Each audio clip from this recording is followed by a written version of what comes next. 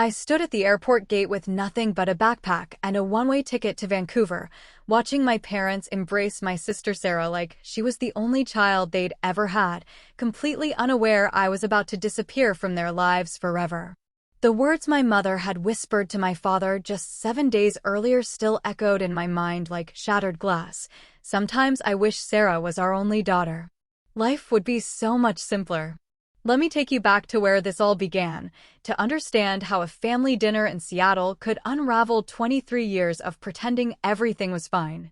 My name is Jessica Turner, and this is the story of how I became invisible in my own home long before I physically left it. Growing up in the Wallingford neighborhood of Seattle, our house looked perfect from the outside. A craftsman-style home with a well-maintained garden, 2 cars in the driveway, and enough family photos on the walls to convince anyone we were the American dream personified. My father, Robert, worked as a senior engineer at Boeing, and my mother, Patricia, managed a boutique marketing firm downtown. Sarah, 3 years younger than me, was the golden child who could do no wrong, while I was the prototype they wished they could recall and redesign. The favoritism wasn't subtle. It never is, really, when you're living it every single day. Sarah got piano lessons at the prestigious Cornish College of the Arts, while I got a used keyboard from Goodwill and a YouTube tutorial. She attended writing workshops at the University of Washington, while I received criticism for every essay I wrote. When she wanted to study fashion design, my parents didn't hesitate to discuss funding her education at Parsons in New York. When I expressed interest in marine biology, my father actually laughed and said, "That's a nice hobby, Jessica. But what's your real plan?" Before we go further, I want to ask you something. If you're listening to this story and relating to any part of it, please click that subscribe button right now. We're working toward 1,000 subscribers, and your support means everything. This channel exists because of listeners like you who understand that sometimes the most powerful stories are the ones that feel painfully real. Hit subscribe, and let's grow this community together. The breaking point came on a rainy November evening, which in Seattle means it could have been any evening from October through May. The rain drummed against the windows of our dining room as we sat down for what I thought would be a normal family dinner. Sarah had just returned from a weekend trip to Portland with her friends, funded entirely by our parents, of course. She was glowing, talking about vintage shops and food trucks and how she'd met this amazing photographer who wanted to collaborate with her on a project.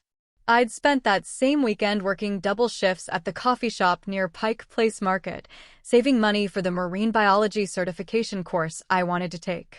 I was exhausted, my feet ached, and I smelled like espresso and steamed milk despite having showered. But I was proud. I'd made almost $400 in tips alone, and I was getting closer to my goal. "Jessica looks tired," my mother observed, but not with concern. It was stated as a fact, the way you'd comment on cloudy weather. "You should take better care of yourself. Sarah always looks so fresh and put together." Sarah, to her credit, looked uncomfortable. "Mom, that's not fair. Jess has been working really hard." "Working hard at a coffee shop," my father added, not looking up from his phone. Meanwhile, Sarah's building actual connections in her field. That photographer she met has over 50,000 Instagram followers. That's the kind of networking that matters. I set down my fork carefully, counting to 10 in my head. This was normal. This was just how dinners went. I'd learned long ago that defending myself only made things worse. But that night, something inside me had finally had enough of being compressed into silence. "I got accepted into the marine biology program at Friday Harbor Labs," I said quietly. "It's one of the best research facilities in the Pacific Northwest. The program starts in January." The silence that followed was deafening, broken only by the sound of rain and the distant hum of traffic on Interstate 5. My mother's expression flickered through several emotions before settling on what I can only describe as practiced disappointment. "Jessica, we've talked about this," she began, using the tone she reserved for explaining things to children.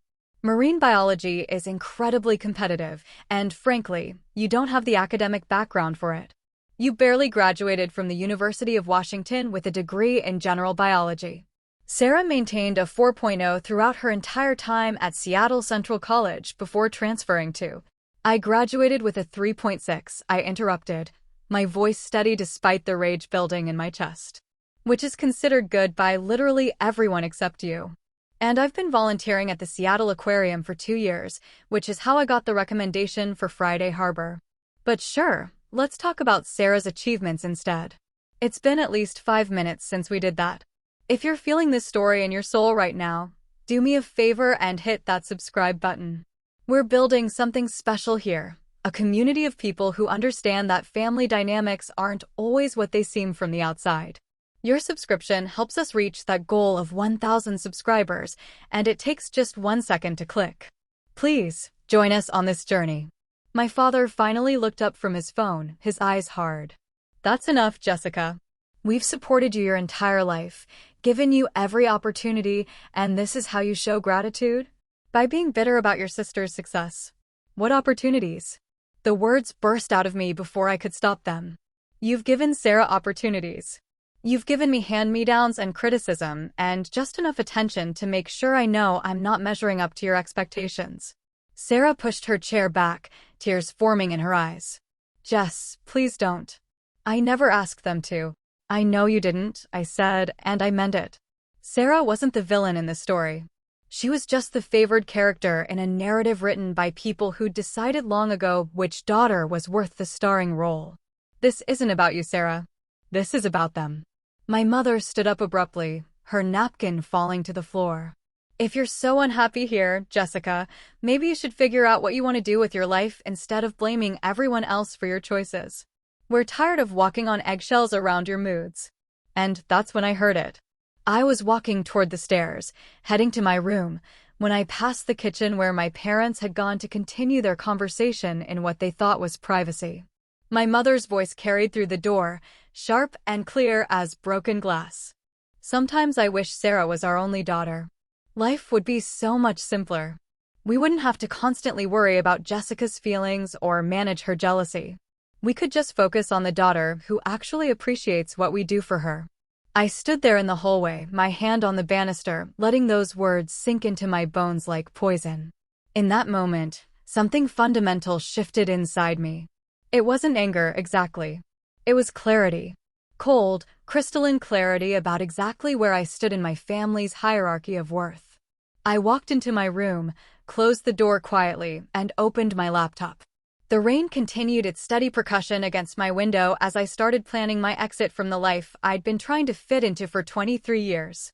Over the next 7 days, I moved through my life like a ghost preparing to vanish. I didn't confront my parents about what I'd heard.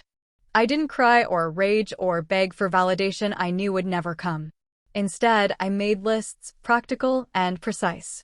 I transferred my savings to a new bank account at a different bank, one my parents didn't use and couldn't access. I gathered every important document I owned: birth certificate, social security card, passport, medical records, and stored them in a waterproof folder in my backpack. I sold everything I could sell on Facebook Marketplace and Craigslist: my old laptop, textbooks from college, furniture I'd bought with my own money, even some jewelry I'd received for birthdays and Christmases. Everything that had value and wasn't essential became currency for my escape. If this story is resonating with you, if you've ever felt like you don't quite fit in your own family, please subscribe to this channel. We're working toward 1,000 subscribers, and every single one matters. Click that red subscribe button and be part of a community that sees you, that hears you, that understands. Your support makes content like this possible. I contacted Friday Harbor Labs and accepted my position in the program, explaining that I'd need to defer the start date by a month. They were accommodating, understanding. I researched roommate situations in the San Juan Islands, eventually finding a small studio apartment in Friday Harbor that I could afford with my savings and the part-time position the lab was offering me. But here's where the story takes a turn that might surprise you. I wasn't planning to go to Friday Harbor at all. At least, not immediately. During one of my late-night research sessions, fueled by terrible instant coffee and the kind of determination that comes from being systematically undervalued for your entire life, I discovered something interesting. There was a marine research position available in Vancouver, British Columbia, just a few hours north of Seattle. It was with a nonprofit organization studying orca populations in the Salish Sea, and they needed someone to start immediately. The position included housing, a small stipend, and the kind of hands-on research experience that would make me competitive for graduate programs later. I applied on a Tuesday night. I interviewed via Zoom on Thursday morning, calling in sick to my coffee shop shift. I was offered the position on Friday afternoon. And I accepted immediately, without hesitation, without looking back. The irony wasn't lost on me. My parents had spent years telling me I wasn't ambitious enough, wasn't driven enough, didn't have what it took to succeed in a competitive field. And here I was, securing an international research position within a week of deciding I was done trying to earn their approval. I told exactly 3 people about my real plans: my best friend Marcus, who worked with me at the coffee shop and who I'd known since high school, my supervisor at the Seattle Aquarium, who wrote me a glowing recommendation letter and told me I was making the right choice, and Sarah. I told Sarah on a Wednesday afternoon, 1 week exactly after the disastrous dinner, 3 days before I was scheduled to leave.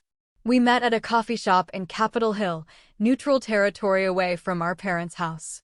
The Seattle drizzle had turned into actual rain, the kind that soaks through inadequate jackets and makes the city feel like it's under a gray dome. Sarah looked worried when she arrived, her curly brown hair pulled into a messy bun, wearing one of the vintage coats she'd found in Portland. She ordered her usual oat milk latte and sat across from me, her hands wrapped around the cup like she needed its warmth. "You've been so quiet this week," she started. "Mom and Dad noticed. They think you're planning something." "They're right," I said simply. "I'm leaving. This Friday. I'm moving to Vancouver to work with a marine research organization." The color drained from Sarah's face. "Vancouver? Jessica, that's out of the country. That's not just moving out, that's leaving completely." "Yes. Does this have to do with what Mom said?" "That night after dinner." So she'd heard it too, or at least heard about it. I shouldn't have been surprised. Our house had never been good at containing secrets, only at maintaining acceptable illusions. Take a moment right now and subscribe to this channel. If you've gotten this far in the story, you're invested, and I promise the ending is worth it. We're building toward 1,000 subscribers, and you can be part of that milestone. Click subscribe, and let's continue this journey together. It means more than you know. "It has to do with a lot of things," I told Sarah. But yes, that was the moment I realized I was done trying to be the daughter they want. "I'm never going to be you, Sarah. And I'm tired of being punished for it." Tears spilled down Sarah's cheeks. "I never wanted this. I never asked them to compare us. Jess, you're so much stronger than I am. You work 2 jobs. You pursue your dreams without anyone's help. You don't need their approval to know your worth. I envy that about you." "Don't envy it," I said, reaching across the table to squeeze her hand. "It was born from necessity, not strength. But I'm not telling you this to make you feel guilty. I'm telling you because I love you, and I don't want you to wake up one day and find out I disappeared without saying goodbye. You're not the problem, Sarah. You never were." "What should I tell them?" she asked, her voice small. "Whatever you want. Or nothing at all. I'm leaving them a note, but honestly, I don't know if they'll even notice I'm gone until they need someone to criticize at dinner." We talked for another hour, and Sarah promised to keep my secret until I was safely across the border. She also promised to visit me once I was settled, and I believed her. Whatever dysfunction existed in our family, Sarah and I had managed to maintain something real between us, something that transcended our parents' favoritism. Friday arrived with typical Seattle weather: gray skies, persistent drizzle, and temperatures in the mid-40s. I woke up at 5 in the morning, checked my room one last time to make sure I hadn't forgotten anything essential, and placed the letter I'd written on my bed. The letter was simple, direct, and completely honest. It read, "Mom and Dad, by the time you read this, I'll be in Vancouver starting my position with the Salish Sea Marine Research Initiative. I've accepted a full-time research position that includes housing and will allow me to pursue my career in marine biology. This isn't an impulsive decision. It's the result of years of feeling like I don't measure up to your expectations, and finally realizing that the problem isn't me, it's trying to fit into a family that has never had space for who I actually am. You wish Sarah was your only daughter. Consider your wish granted. I'm removing myself from the equation so you can focus on the daughter you actually value. I'm not doing this with anger or bitterness. I'm doing it with clarity and self-respect. Don't try to contact me. When and if I'm ready to have a relationship with you again, I'll reach out. Until then, please respect my decision.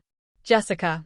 I placed the letter on my pillow, shouldered my backpack, grabbed my rolling suitcase, and walked down the stairs of my childhood home for the last time. The house was silent, my parents still asleep in their bedroom, Sarah presumably asleep in hers. I didn't wake anyone. There were no dramatic goodbyes, no last-minute confrontations. Just me, slipping out the front door as the dawn broke gray and quiet over Seattle. Marcus picked me up at the corner, his old Honda Civic idling quietly under a streetlight. He drove me to the Greyhound station, helped me with my luggage, and hugged me tight before I boarded the bus. "You're doing the right thing," he said. "And you're going to do amazing things up there." "I know it." "Thank you for believing in me," I told him. "It means more than you know." If you're still with me, listening to this story, please take a second to subscribe. We're so close to 1,000 subscribers, and your support is what makes this channel possible. Click that subscribe button now. Be part of this community. Your voice matters here. The bus ride to Vancouver took about 4 hours, not counting the time spent at the border crossing. I had my passport, my letter of employment, and all the documentation I needed to enter Canada on a work permit. The border agent asked me a few routine questions, stamped my passport, and welcomed me to Canada. Just like that, I was in a new country, starting a new life, completely on my own terms. Vancouver was beautiful in a way that Seattle could never quite manage. The mountains seemed closer, more dramatic. The city felt younger, more diverse, more alive with possibility. My new studio apartment was small but clean, located in Kitsilano, just blocks from the beach. The Marine Research Facility was a short bus ride away, and my colleagues were welcoming, enthusiastic about the work, and completely uninterested in my family drama or personal history. I was just Jessica Turner, the new research assistant with a passion for orcas and a decent academic background. Nothing more, nothing less. The first few weeks were hard in the way that all major life transitions are hard. I missed Marcus. I missed Sarah. I even missed certain things about Seattle, the specific quality of light at Pike Place Market, the smell of coffee that permeated downtown, the way the Space Needle looked at dusk. But I didn't miss my parents' house. I didn't miss the constant feeling of being evaluated and found wanting. I didn't miss family dinners where my accomplishments were footnotes to Sarah's main story. My phone rang constantly for the first 3 days after I left. My mother called 17 times. My father called 8. They left voicemails that progressed from confused to angry to guilt-tripping to threatening. They sent texts demanding I come home, insisting I was being childish, claiming I was throwing my life away. I didn't respond to any of it. I'd said what I needed to say in my letter, and I had nothing to add. Sarah called once, on the 4th day after I left. I answered. "Are you okay?" she asked, her voice thick with concern. "I'm better than okay," I told her, and I meant it. "I'm free, Sarah. For the first time in my life, I feel free." They're losing their minds. "Mom keeps saying you've ruined Thanksgiving, that you're being selfish and dramatic. Dad's talking about cutting you off financially, which is funny because they weren't supporting you anyway." "Let them be angry," I said. "It changes nothing. I'm not coming back." "I know," Sarah said quietly. "And honestly, good for you. I wish I had your courage." We talked for an hour, and she promised again to visit. She also told me something I hadn't expected. Several relatives had reached out to her after hearing I'd left, and many of them admitted they'd always noticed the favoritism. Our Aunt Rebecca had apparently told our mother that she wasn't surprised I'd left and that maybe this would be a wake-up call about how she treated her children. It wasn't much, but it was something, validation that I wasn't crazy, that the inequality I'd experienced had been real and visible to others. 3 weeks after I arrived in Vancouver, I was out on a research boat in the Strait of Georgia, helping to photograph and identify orcas from the resident pods. The water was choppy, the wind was cold, but I was wearing proper rain gear this time and doing work that actually mattered to me. We spotted a pod of 5 orcas, including a juvenile that breached repeatedly, showing off for our cameras. My colleague, a marine biologist named Dr. Sarah Chin, was explaining the family dynamics of orca pods. They're matriarchal, she said. The older females lead, and the family stays together for life. But here's what's interesting. They don't favor one member over another. Every individual has a role, and the pod is stronger because of that diversity. It's actually a remarkably sophisticated social structure. I thought about that a lot in the days that followed. Even orcas, with their relatively simple neural structures compared to humans, had figured out that the strength of a family comes from valuing each member, not from creating hierarchies of worth. Before I tell you what happened next, I need you to do something for me. Subscribe to this channel right now. We're building a community of people who understand that sometimes the bravest thing you can do is walk away from situations that diminish you. Click that subscribe button. Help us reach 1,000 subscribers. Your support matters, and this story matters because it's probably someone's lived experience. Thanksgiving came and went. My parents sent me an email, not a call, an email, informing me that I was always welcome at family gatherings if I chose to act like an adult and apologize for the disruption I'd caused. I didn't respond. Instead, I spent Thanksgiving with Marcus, who'd driven up to visit me for the long weekend. We ate Chinese food, watched movies, and walked along the seawall in the rain. It was the best Thanksgiving I'd ever had. Christmas approached, and with it came the annual Turner family photo card. Sarah sent me a copy with a note. Thought you should see this. The photo showed my parents and Sarah, the 3 of them posed perfectly in front of our fireplace. The caption read, "Wishing you joy and peace from the Turner family." As if I'd never existed. As if they truly had granted themselves the wish my mother had expressed that night in the kitchen. I should have felt hurt. Part of me did. But mostly I felt relief. They'd made it official. I was no longer part of their narrative. And that meant I was finally free to write my own. In January, 6 months after I'd left Seattle, I was offered a full scholarship to pursue a master's degree in marine biology at the University of British Columbia. My work with the Salish Sea Initiative had impressed the right people, and suddenly doors were opening that I'd been told I wasn't qualified to walk through. I accepted immediately. That same week, I received an unexpected call from my Aunt Rebecca. She was coming to Vancouver for a work conference and wanted to have dinner with me. I agreed, curious about what she wanted to say. We met at a seafood restaurant in Yaletown, the kind of place with exposed brick walls and ambitious cocktails. Aunt Rebecca looked older than I remembered, streaks of silver threading through her dark hair, but her eyes were kind as she hugged me. "You look good, Jessica," she said once we'd settled into our booth. "You look happy. That's not something I could say about you when you lived at home." "I am happy," I told her. "Happier than I've been in years." She sighed, taking a long sip of her wine before continuing. "I need to tell you something, and I'm not telling you this to make excuses for your mother or to convince you to reconcile. I'm telling you because you deserve to understand context, even if it doesn't justify anything." I waited, my stomach tightening with anticipation. "Your mother had a sister," Rebecca continued. "Michelle. She was older than Patricia by 3 years, and she was brilliant. Absolutely brilliant. She got a full scholarship to Stanford, graduated summa cum laude, and was on track to become a neurosurgeon. Your mother adored her but also resented her. Their parents never let Patricia forget that Michelle was the exceptional one, the daughter who made them proud." "I've never heard about any aunt named Michelle," I said slowly.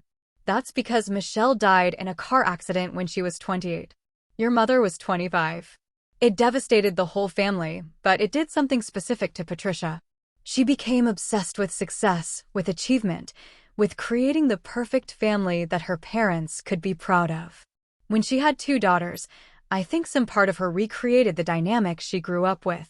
Sarah became Michelle, the golden child who could do no wrong. And you became Patricia, the one who lived in the shadow." I sat back, processing this information. It didn't excuse anything. It didn't make the years of favoritism acceptable. But it did explain the shape of the wound that had been passed down through generations. "I'm not telling you this so you'll forgive her," Rebecca said firmly. I'm telling you because you need to know it wasn't about you. It was never about you. You could have been perfect in every way, and she still would have found reasons to criticize you because that's what was done to her. The cycle needed someone to be less than, and you got cast in that role through no fault of your own. Take a moment and subscribe to the channel if you haven't already.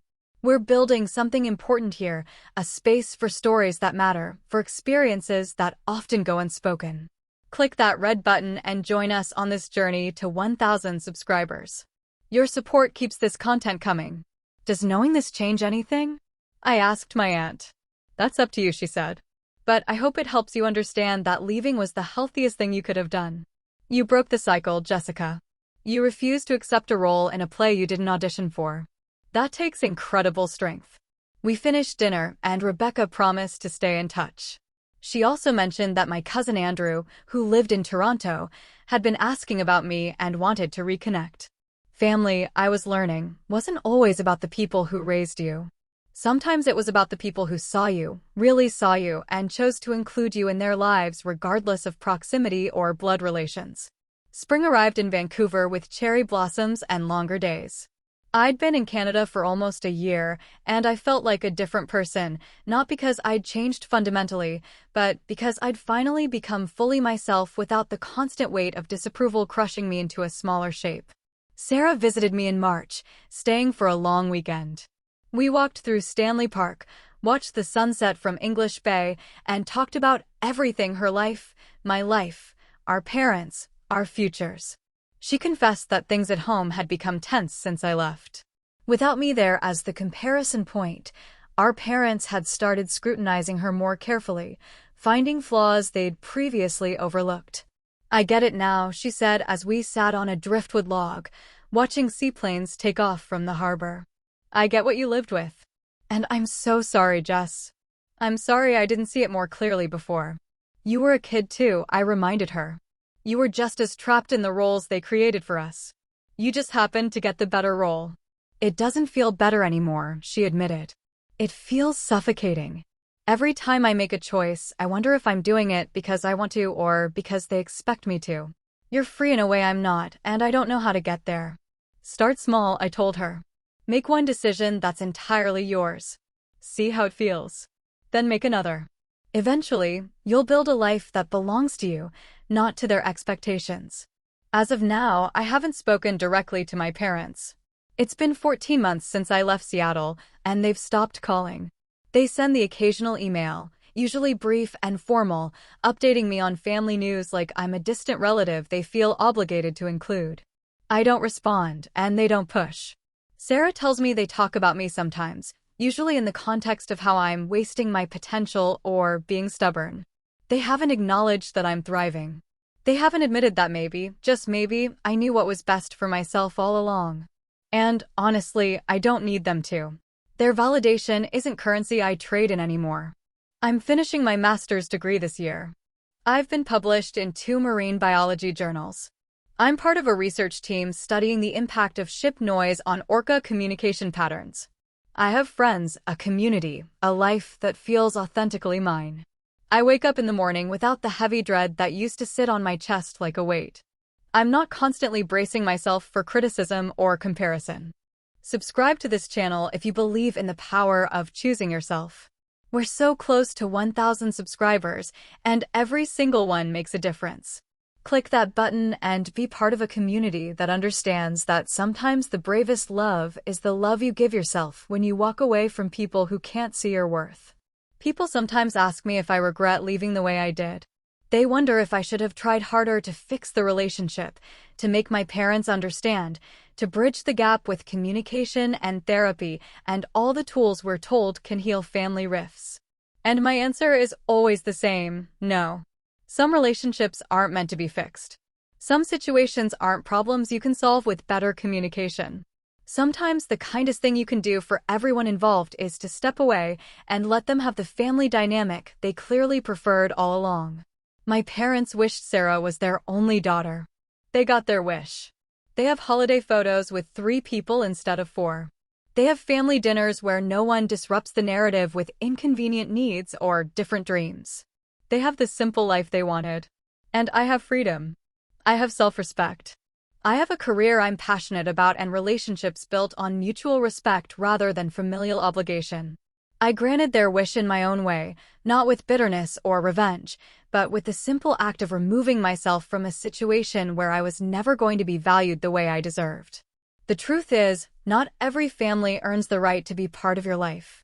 Biology creates connections, but it doesn't guarantee love, respect, or equity. Sometimes the most loving thing you can do is acknowledge that you can't fix what was never designed to include you properly in the first place.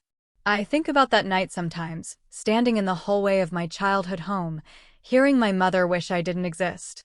I think about how much that moment hurt, how it confirmed every fear I'd carried about not being enough. But I also think about how that moment gave me permission to stop trying. It was brutal honesty wrapped in cruelty, but it was still honesty. They told me, in the clearest possible terms, that they didn't value having me as a daughter. So I gave them what they wanted. I just did it on my terms. Last month, I was leading a boat tour for undergraduate students interested in marine biology. We were out in the strait, the water mirror calm for once, when we encountered a super pod of orcas, multiple family groups traveling together, more than 40 individuals. The students were ecstatic, cameras clicking, voices hushed with awe. I watched those orcas swim together, each one valued, each one essential to the pod's survival and success. And I thought about how far I'd come from that house in Seattle where my worth was always being measured against someone else's and found insufficient. One of the students asked me how I got into marine biology, what inspired me to pursue this career. I could have given her the simple answer that I'd always loved the ocean, that I'd volunteered at an aquarium, that I'd found an opportunity and taken it. But instead, I told her the truth. I chose this life because I refused to accept someone else's definition of what I could be, I said. The people who were supposed to believe in me didn't. So I learned to believe in myself, and I built a life that makes me happy regardless of anyone else's approval or disapproval. That's the real skill you need in this career, or any career. The ability to trust your own judgment and pursue your own path, even when it's not the one people expect you to take. She nodded, understanding in her eyes, and I wondered what dreams she was carrying, what expectations she was fighting against, what version of freedom she was working toward. If you've made it to the end of this story, I'm asking you one more time to subscribe to this channel. Click that button. Help us reach 1,000 subscribers. Be part of a community that values authentic stories about real struggles and genuine triumph. Your subscription matters more than you know. This is where my story stands right now. I'm 24 years old, living in a city I love, doing work that fulfills me, surrounded by people who see me clearly and value me completely.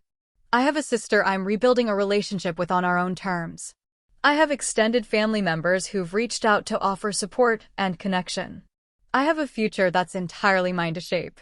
And somewhere south of the border, in a house in Seattle, my parents have the family they wanted.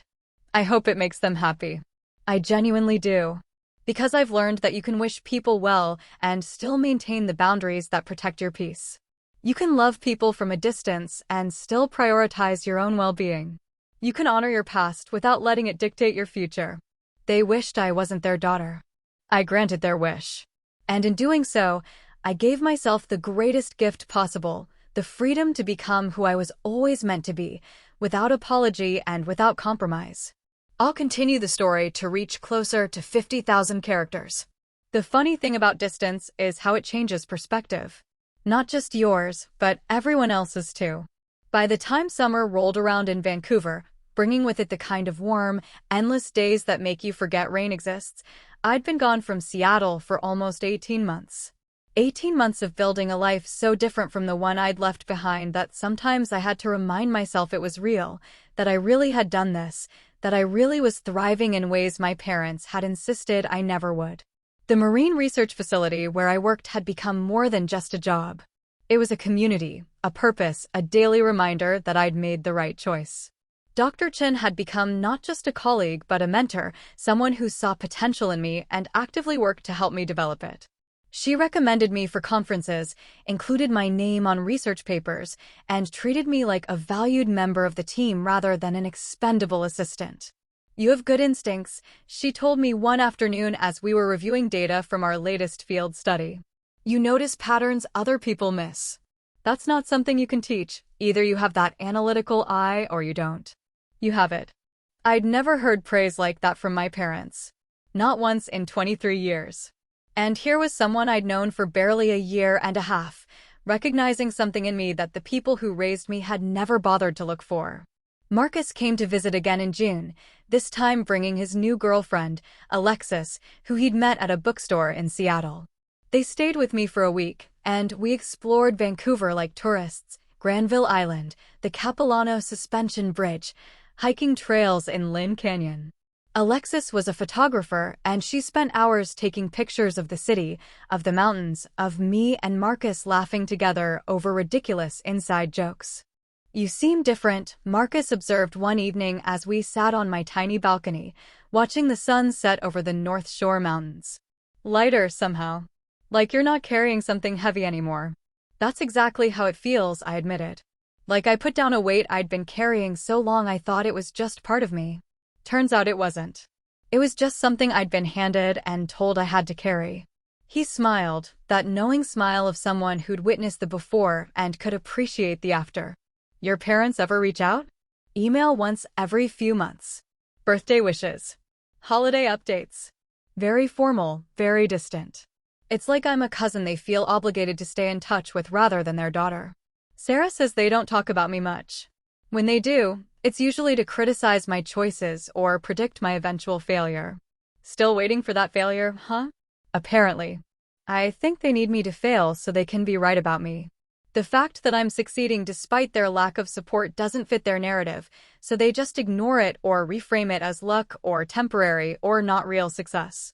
Alexis, who'd been quietly listening while editing photos on her laptop, looked up. My parents were like that with my brother. He's gay, and when he came out, they basically erased him from the family. Then he became a successful interior designer, got married to an amazing guy, bought a house in San Francisco. My parents still act like he's struggling and making bad choices because admitting he's thriving would mean admitting they were wrong about him. Some people would rather be right than have a relationship with their kids. If you're listening and nodding along because you've experienced something similar, please subscribe to this channel. We're working hard to reach that 1,000 subscriber milestone, and your support is what makes stories like this possible. Click subscribe and join this community of people who understand that family isn't always what we're told it should be. That summer, I was invited to present my research at a marine biology conference in Victoria, just a ferry ride away from Vancouver. It was my first time presenting at a professional conference, and I was terrified. Sarah surprised me by flying up for it, sitting in the audience wearing a dress she'd designed herself, smiling encouragingly every time I looked her way. My presentation was on the impact of vessel traffic on orca communication patterns, specifically focusing on the resident pods in the Salish Sea. I'd spent months compiling data, creating visualizations, practicing my delivery. When I finished, there was genuine applause, and several researchers approached me afterward to discuss my findings and methodology. One of them, a professor from Oregon State University, even asked if I'd be interested in pursuing doctoral research with her program. Sarah hugged me tight after the presentation. You were amazing up there, Jess. Like, seriously impressive.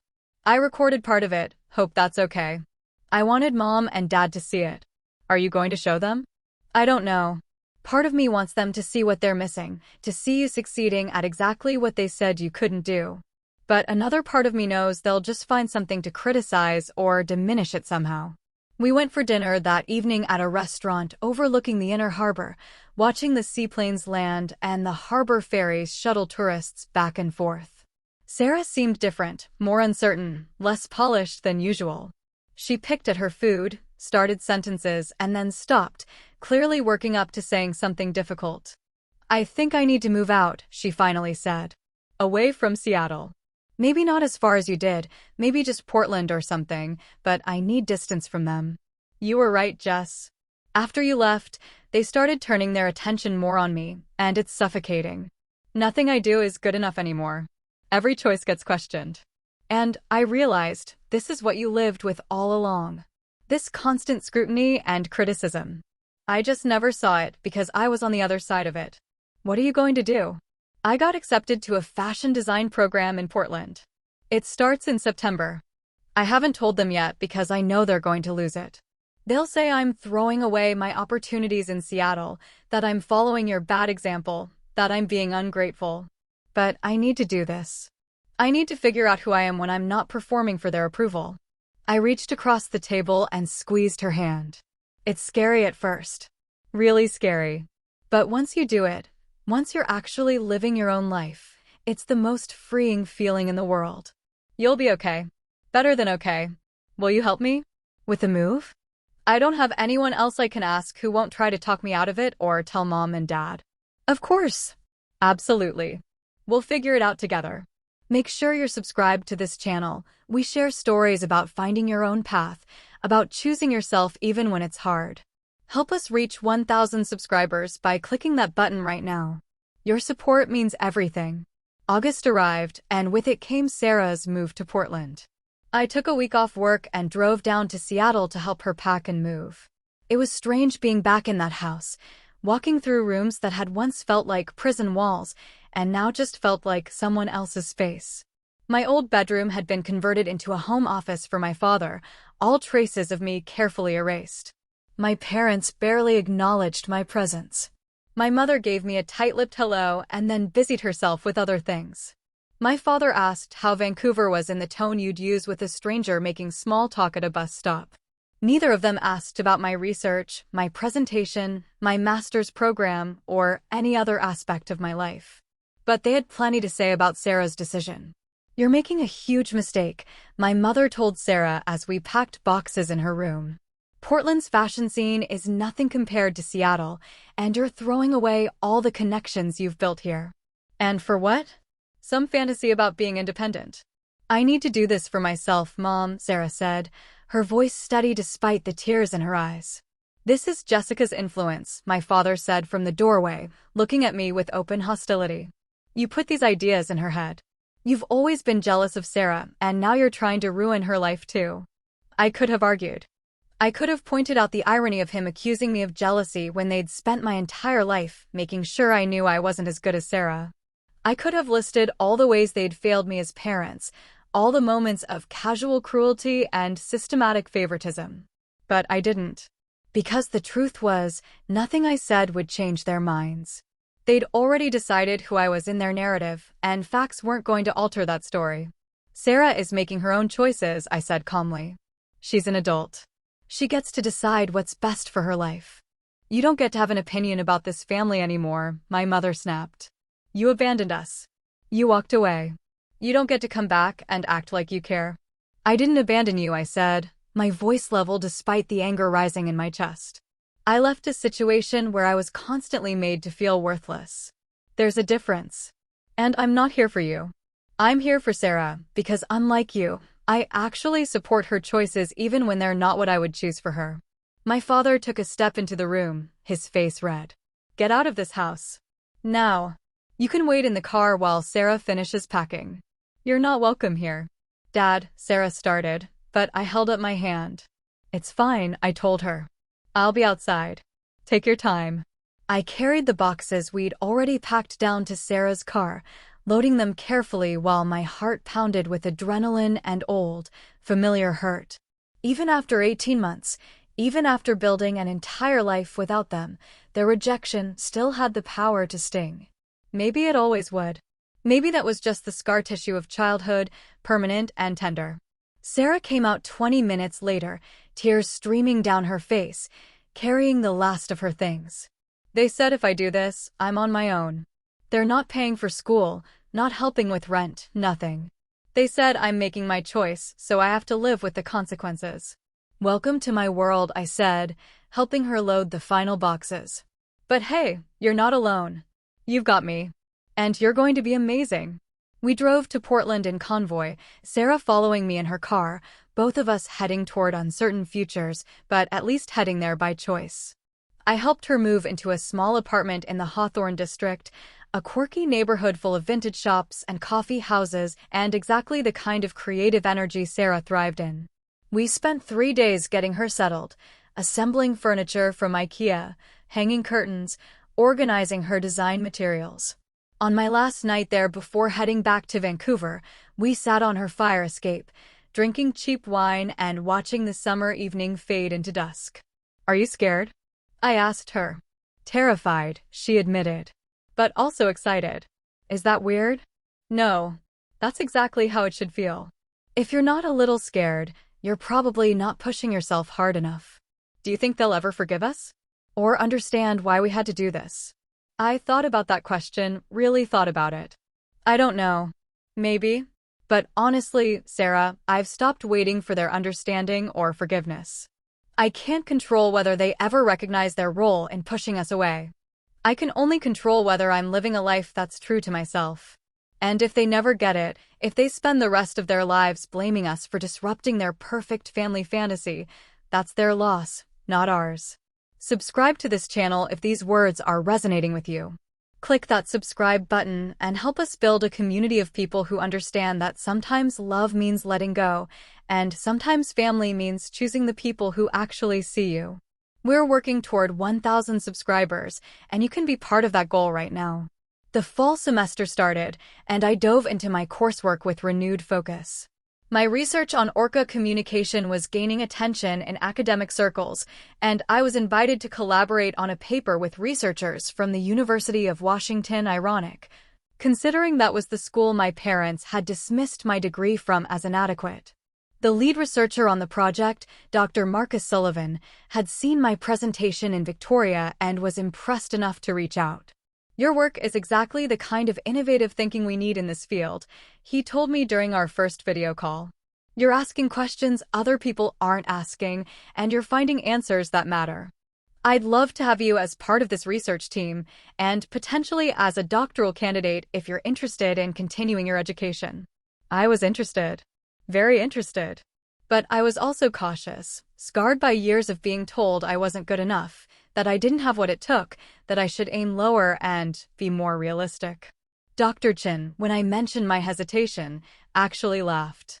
"Jessica, you're one of the most capable researchers I've worked with, and I've been in this field for 25 years. Whatever voices in your head are telling you that you can't do this, they're wrong. You absolutely can. The question is whether you want to." I wanted to. God, I wanted to.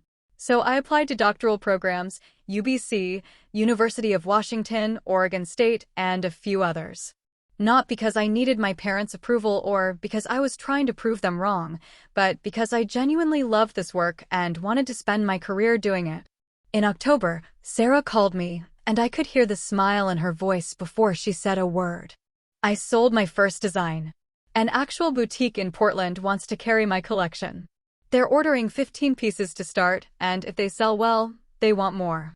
Sarah, that's incredible. I know. And Jess, I could not have done this if I'd stayed in Seattle. Being here, away from them, I feel like I can actually breathe. I can make mistakes without someone cataloging them as evidence of my failure. I can take risks. I'm actually living instead of just performing. Have you told Mom and Dad? I sent them an email. Dad responded with 2 sentences. "That's nice. Hope it works out." Mom didn't respond at all. "I'm sorry." "Don't be. I'm learning what you learned. Their inability to celebrate my success says everything about them and nothing about my worth. It hurts, but it's also clarifying. I'm not doing this for their approval anymore. I'm doing it for me." That's growth right there. That's what happens when you step out of toxic family dynamics and start defining success on your own terms. And if you're on that journey yourself or thinking about starting it, subscribe to this channel. We're building a space for these stories, for these truths that don't always get told. Click subscribe and join us on the path to 1,000 subscribers. November brought my 20th birthday, and with it came something I didn't expect, a birthday card from my parents. Not an email, not a text, but an actual physical card, forwarded to me by Sarah because they didn't have my Canadian address. The card was generic, something you'd buy in a grocery store, with a pre-printed message about wishing me happiness and health. They'd both signed it, nothing more. No personal message, no acknowledgement of what I was doing with my life, no hint of reconciliation or regret. I stared at that card for a long time, trying to figure out what I was supposed to feel. Anger? Sadness? Hope? In the end, I felt something I didn't expect: indifference. Their minimal effort to acknowledge my existence no longer had the power to hurt me because I'd stopped waiting for them to suddenly become the parents I needed. I celebrated my birthday with friends from the research facility, people who actually knew me and valued me. We went to a karaoke bar in Gastown, and I sang terribly to songs from the 90s while surrounded by people who were laughing with me, not at me. It was perfect in its imperfection, and I realized this was what joy looked like: unperformed, unfiltered, genuine. Marcus sent me a care package from Seattle filled with my favorite coffee from Pike Place Market and a card that made me cry. Happy birthday to the bravest person I know. You bet on yourself when no one else would, and look at you now. Proud doesn't even begin to cover it. December brought early acceptance to UBC's doctoral program with a full scholarship and a research stipend. I was going to get my PhD. I was going to become Dr. Jessica Turner, a real, credentialed expert in marine biology, specializing in orca communication and behavior. The girl my parents said wasn't ambitious enough, wasn't focused enough, wasn't good enough, was going to have a doctorate. I called Sarah first. She screamed so loud I had to hold the phone away from my ear. "Oh my God, Jess. Oh my God. You did it. You freaking did it." "I did it," I said, and the reality of it hit me all at once. I'd done it. Without their support, without their approval, without their belief in me. I'd done it anyway. Are you going to tell them? I don't know. Part of me wants them to know. Part of me wants them to see that they were wrong about me. But another part of me knows their response will just be something dismissive or critical, and I don't need that negativity tainting this accomplishment. "You don't owe them anything," Sarah said firmly. "Not information, not updates, not another chance to minimize your success. This is yours, Jess. Protect it." So I didn't tell them. I shared the news with the people who mattered: my friends, my colleagues, my mentors, Marcus, Aunt Rebecca, and Sarah. I posted about it on social media, which my parents probably saw since they still followed me on Facebook, but they didn't comment or reach out. Their silence was its own kind of response, and I'd learned to read it clearly. They'd rather say nothing than admit they'd been wrong about me. Christmas that year, I stayed in Vancouver. Sarah came up to visit, and we spent the holiday hiking in the mountains, cooking elaborate meals in my tiny apartment, and watching cheesy holiday movies. No performance, no tension, no walking on eggshells. Just two sisters who'd both finally freed themselves from impossible expectations. "Mom asked if I'd talk to you," Sarah mentioned on Christmas Eve as we made cookies neither of us really knew how to make. I said yes. She asked how you were doing. I told her you'd been accepted to a doctoral program at UBC with a full scholarship. What did she say? Nothing at first. Then she said, "That's a long time to be in school. When is she going to start her real life?" As if pursuing a doctorate in a field you're passionate about isn't a real life. I laughed, but it was a bitter sound. Of course she did. I could win a Nobel Prize and she'd find a way to diminish it. "Her loss," Sarah said simply. "She's missing out on knowing this incredible person who happens to be her daughter. That's on her, not you." If you're still listening, if this story is speaking to something in your own experience, please subscribe. Help us reach 1,000 subscribers. Be part of a community that understands that sometimes the most important thing you can do is refuse to shrink yourself to fit someone else's limited imagination of who you should be. Click that subscribe button right now. The new year arrived with typical Vancouver weather: rain and more rain, punctuated by occasional breaks of startling beauty when the clouds would part and reveal mountains so clear they looked unreal. I started my doctoral program in January, diving into research that felt less like work and more like puzzle solving, the kind of intellectual challenge that made hours disappear without notice. My focus was on the cultural transmission of communication patterns in orca pods, essentially, how different family groups of orcas develop distinct dialects and pass them down through generations. There was something deeply poignant about studying family bonds in creatures that value every member of their pod, while my own family had essentially ejected me for not fitting their preferred pattern. Dr. Chin noticed the parallel and mentioned it one day while we were out on a research vessel. You know, she said, orcas that are separated from their pods don't typically do well. They need that family structure, that sense of belonging. But humans are more adaptable. We can form new pods, new families, new support systems. We can thrive even after being separated from our original family unit. Is that your way of checking on me? I asked, smiling. Maybe. You've never really talked about why you moved to Vancouver so abruptly. You're obviously estranged from your family based on the fact that you list Sarah as your emergency contact but no parents. I just want you to know that whatever happened, it doesn't define your worth or your capabilities. Sometimes families fail us, and that's not our failure. I found myself telling her everything, the favoritism, the constant criticism, the moment I overheard my mother's wish, the decision to leave, the aftermath. She listened without interrupting, her expression shifting from sympathetic to angry on my behalf, and finally settling into something that looked like understanding. My family immigrated from Taiwan when I was 8, she said when I finished. My parents had very specific ideas about what success looked like: doctor, lawyer, engineer. When I said I wanted to study marine biology, they said I was being selfish and foolish, that I was throwing away the opportunities they'd sacrificed to give me. We didn't speak for almost 5 years while I did my PhD. It wasn't until I got my first major research grant and my work was featured in National Geographic that they started to come around. Even then, I think they were more impressed by the recognition than actually understanding or valuing the work itself. Did you ever regret the years of estrangement? No. Because those years taught me that I could survive and even thrive without their approval.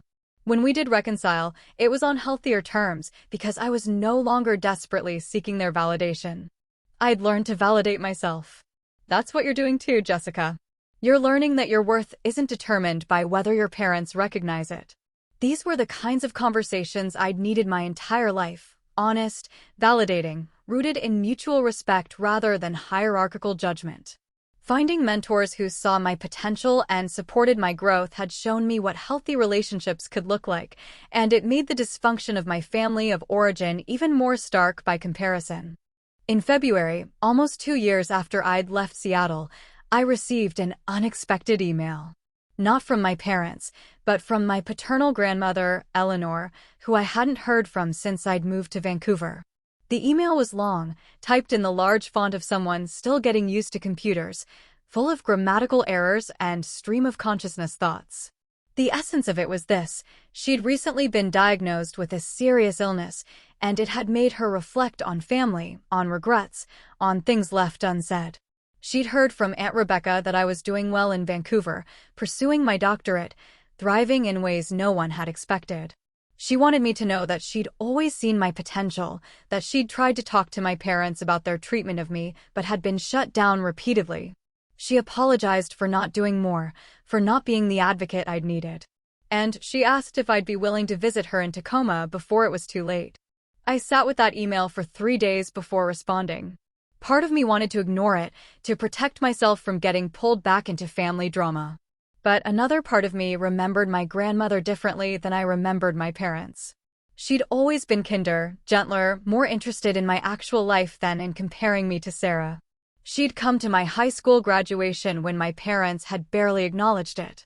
She'd sent me cards on my birthday that actually referenced things about me specifically, not generic platitudes. I finally responded, agreeing to visit but setting clear boundaries. I would meet her at her home, just the two of us, no ambush visits from my parents, no family drama. She agreed immediately, grateful and relieved. Make sure you're subscribed to help us reach our goal of 1,000 subscribers. This channel exists to tell real stories about complex family dynamics, about survival and growth and choosing yourself. Click that subscribe button and be part of this community. Your support makes this content possible. I drove down to Tacoma on a Sunday in early March, the journey feeling surreal, going back to Washington State, getting closer to Seattle, voluntarily entering the gravitational field of my family of origin. My grandmother's house was a small rambler in a quiet neighborhood, her garden meticulously maintained despite her illness. She answered the door herself, looking frilier than I remembered, but with the same warm eyes. "Jessica," she said, pulling me into a hug that smelled like lavender and old books. "Look at you. You look so healthy. So happy." We sat in her living room, drinking tea from delicate china cups that had been in our family for generations, and we talked for hours. She told me about her own struggles with my grandfather, who'd been controlling and critical, and how she'd learned too late that protecting her children from his harshness should have been her priority. She apologized for not doing more to protect me from my parents' favoritism, for not pushing back harder when she saw how they treated me. "I told Patricia she was making a mistake," Eleanor said, her hands shaking slightly as she set down her teacup. "I told her she was pushing you away, that she was repeating patterns from her own childhood that had caused so much pain. But she wouldn't listen. She was convinced she was doing the right thing, that tough love and high standards were what you needed. She couldn't see that what you needed was acceptance and support." "Did she talk to you about Michelle?" I asked. "Her sister." Eleanor's expression shifted to profound sadness. "You know about Michelle?" "Aunt Rebecca told me. She thought it might help me understand the context, even if it doesn't excuse anything." "Michelle's death broke something in your mother," Eleanor said quietly.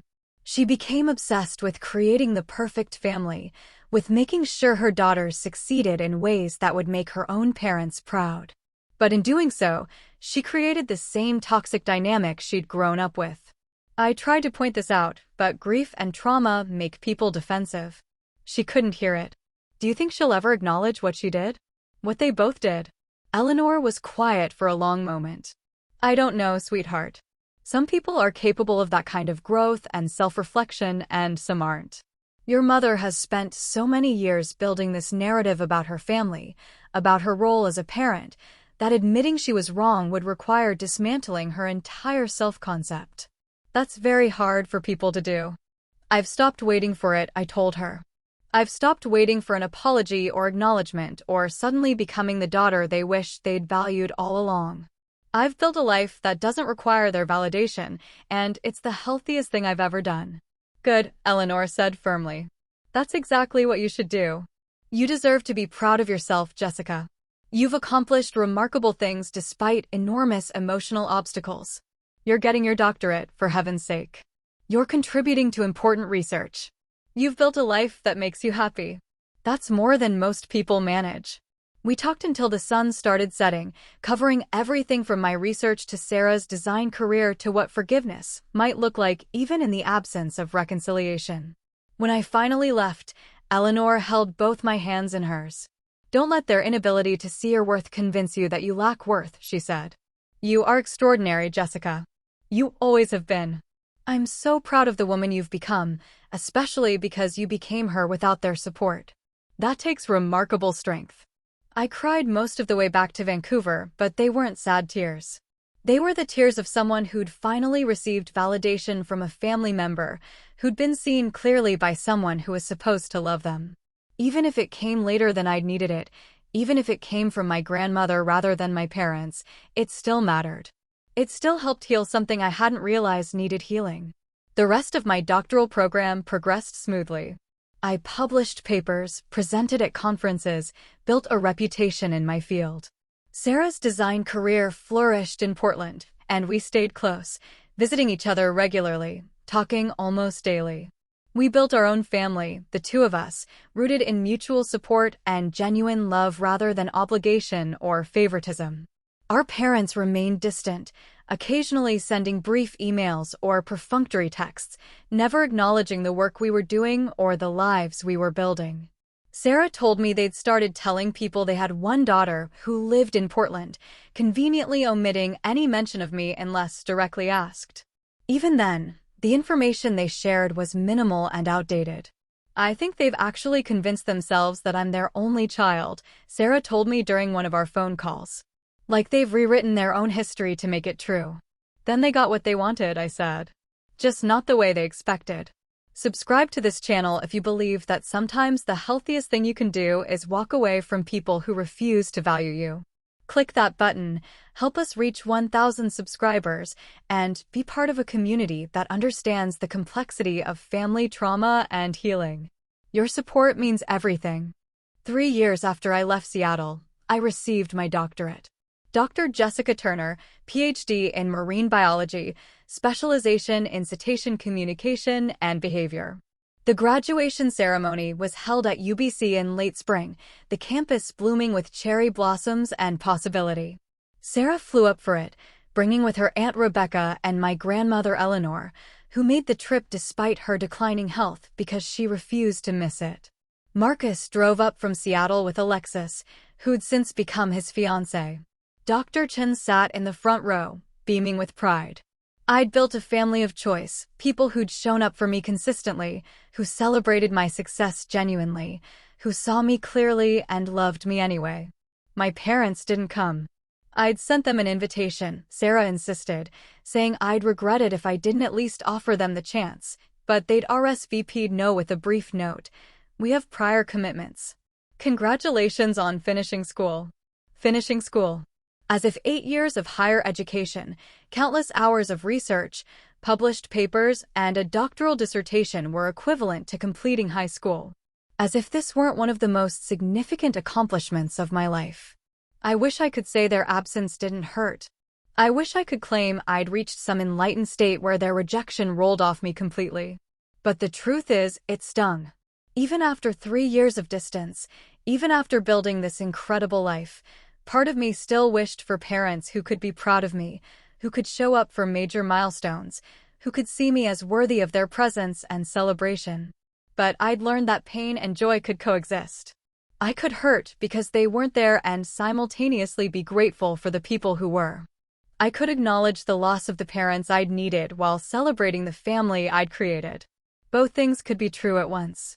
After the ceremony, we went to dinner at a restaurant overlooking English Bay, watching the sunset paint the sky in shades of orange and pink that seemed almost unreal. Eleanor held my hand across the table, her grip weak but her intention strong. Your mother called me, she said quietly. She asked how the graduation was. I told her it was beautiful, that you were radiant, that everyone was so proud of you. She asked why you'd even bothered to get a PhD, what you were planning to do with it. I told her that wasn't the point, that the point was you'd pursued your passion and achieved something remarkable. She didn't understand. I don't think she ever will. Did she ask about me? Personally, I mean? Not my degree or my plans, but me. Eleanor's silence was answer enough. Sarah squeezed my other hand. For what it's worth, I'm proud enough for both of them. What you've accomplished is incredible, Jess. You're incredible. And you did it without any help from them, which makes it even more impressive. Marcus raised his glass. To Dr. Turner, who bet on herself when nobody else would and proved everyone wrong who doubted her. And to Found Family, the people who choose to show up because they want to, not because they have to. We clinked glasses, and in that moment, surrounded by people who genuinely loved me, I felt wealthy in ways my parents would never understand. I had respect, community, purpose, and relationships built on authenticity rather than performance. Their absence was their loss, not mine. The next few years unfolded with the kind of steady growth that comes from building on solid foundations. I continued my research, secured grants, taught undergraduate courses, and mentored students who reminded me of my younger self, passionate, uncertain, hungry for validation they hadn't received at home. I tried to be for them what Dr. Chen had been for me, someone who saw potential and actively helped develop it. Sarah's design business expanded beyond Portland, and she started shipping her collections nationally. She got engaged to a teacher named David who treated her with genuine respect and who'd never even met our parents because Sarah had decided she didn't want them involved in her personal life anymore. I used to think I'd invite them to my wedding, she told me. I used to imagine some fairy tale where they'd show up and be proud and we'd all reconcile. But then I realized I don't want them there. I don't want to spend my wedding day managing their emotions or worrying about them comparing me to some impossible standard or making passive-aggressive comments. I want to be surrounded by people who love me unconditionally, and they've proven they're not capable of that. How do you feel about that decision? I asked. Sad sometimes. Relieved mostly. Free. Freedom had become our shared vocabulary, Sarah's and mine. Freedom from impossible expectations, freedom from constant criticism, Freedom from the exhausting work of trying to earn love that should have been given freely. We'd both learned that sometimes the most loving thing you can do is recognize what's not possible and stop trying to force it. Before we wrap up this story, I'm asking you one more time to subscribe. We're so close to 1,000 subscribers, and your support makes all the difference. Click that red button and join a community of people who understand that family is complicated, that healing isn't linear, and that sometimes the bravest thing you can do is choose yourself. Subscribe now. I'm 30 years old now, 7 years removed from that moment when I stood in my childhood hallway and heard my mother wish I didn't exist. 7 years since I boarded a bus to Vancouver with nothing but a backpack and a one-way ticket. 7 years of building a life that's entirely, authentically mine. My parents and I have settled into a pattern of distant civility. We exchange brief emails a few times a year, birthdays, major holidays, significant life events. They congratulated Sarah on her engagement in a card that managed to be both formal and slightly disapproving. They sent me a generic congratulations when I got a tenure-track position at the University of Victoria. Their communication is always brief, never personal, carefully devoid of any real emotion or vulnerability. I don't know if they've ever reflected on their role in our estrangement. I don't know if they regret the things they said and did, or if they've convinced themselves they were right all along.